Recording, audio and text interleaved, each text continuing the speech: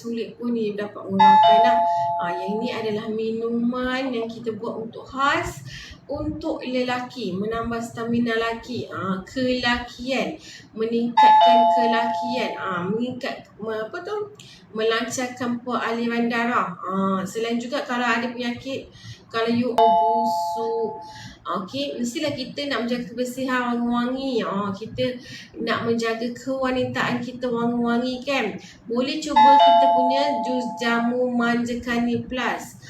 Jaga wanita yang ada masalah senggugut pun boleh minum kita punya jus. Dia akan you punya masalah kewanitaan tu.